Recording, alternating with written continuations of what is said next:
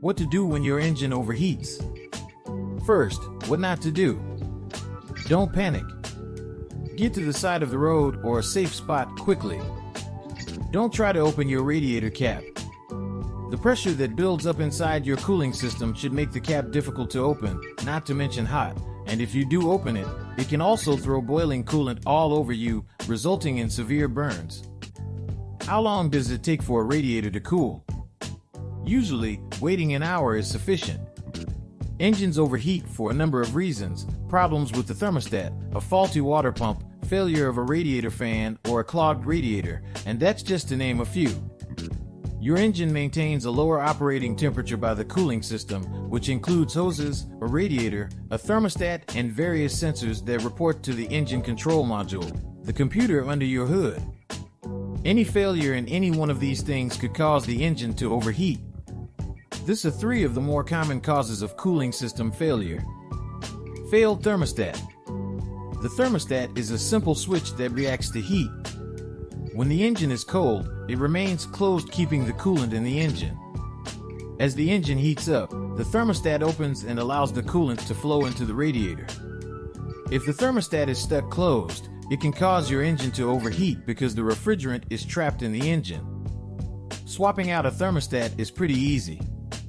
Just remove the upper radiator hose, remove the thermostat housing, replace the thermostat and the gasket that sits between the housing and the engine block, and replace the housing and hose.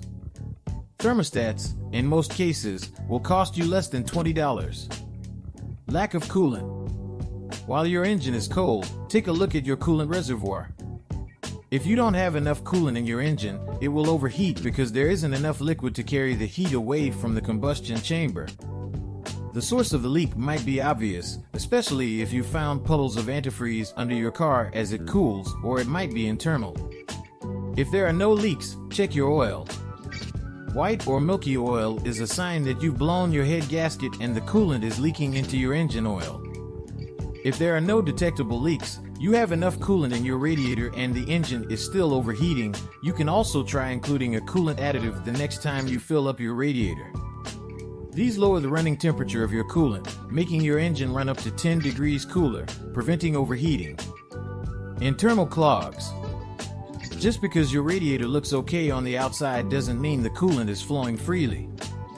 If the coolant can't move, it's going to continue to pull and heat until it can flash boil inside your engine, doing damage to the cooling system and venting all your antifreeze. Clogs can be small or large and can appear anywhere in the cooling system. The most common clogs are found in the radiator, as well as in the hoses that move the fluid from the engine block. This can be an easy fix. In many cases, all you need to do is flush out your cooling system with a regular garden hose.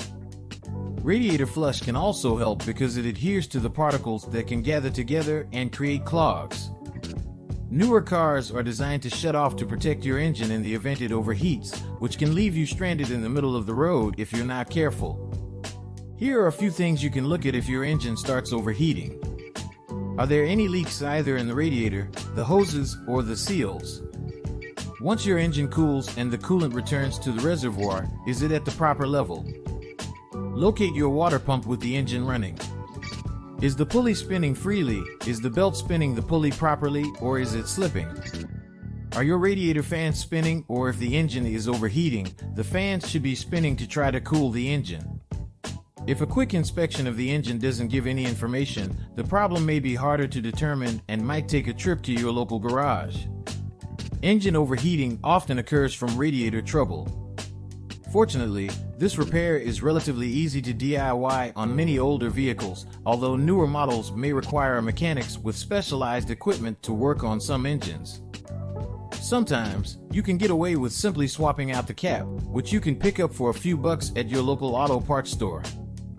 However, continuing to drive with an inefficient cooling system can lead to severe engine trouble, so don't ignore a trip to the shop if DIY fixes don't work. If you notice smoke coming from under your hood, it's safe to say it's something that you should get checked out. Old seals, worn piston rings, and a variety of other issues can cause smoking from under the hood of your car or from the tailpipe. One issue that requires an immediate trip to the garage is a leak in your fuel line.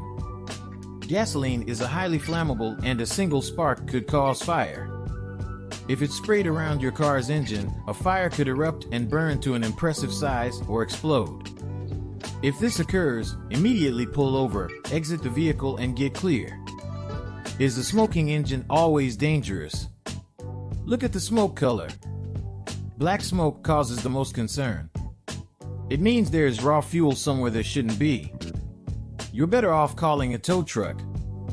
However, white, gray, or bluish smoke usually indicates you can make it to the garage.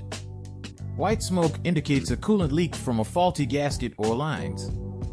It's usually wispy and looks like steam and has a sweet, pungent odor. Blue smoke means that your engine is burning oil. The issue might be leaky valves, worn piston rings, or a plugged PVC valve. A common cause is overfilling the crankcase. Did you recently change or top off your oil, or have you gone too long between changes? Gray smoke signifies transmission fluid leaking into the intake manifold. There's a bright and dark side to today's technology. First, the good news. Nearly every car on the market today comes equipped with an ODB11 port that allows you to connect a computer to quickly detect the cause of your car's overheating. The best part is that they have these nifty gadgets everywhere. You can stop in and ask to diagnose your issue. Now the bad news. Today's engines also contain different components and are often constructed in a way that makes DIY difficult, if not impossible. Although some states have implemented right-to-repair laws, some argue that sharing vehicle data makes it too available for hackers, raising safety concerns. While the battle continues to allow consumers to access all the mechanical data created by their cars to let them diagnose, maintain, and repair their rides independently, you may have no choice in the meantime than to visit an authorized dealer and pay their prices. If you're unable to make it to the garage, there are a few products you can use to reduce leaks, improve engine performance, and help make your car run a little smoother. Bars Leaks, for example, provides a troubleshooting guide to help you find the perfect product to suit your needs. This walks you through your problem and shows a variety of products to seal, clean, and even repair almost every system in your car. You don't need to be a car expert to utilize these tools to keep your car running smoothly. An overheating or smoking engine doesn't have to be the end of your road trip. Thank you for your attention and have a nice day.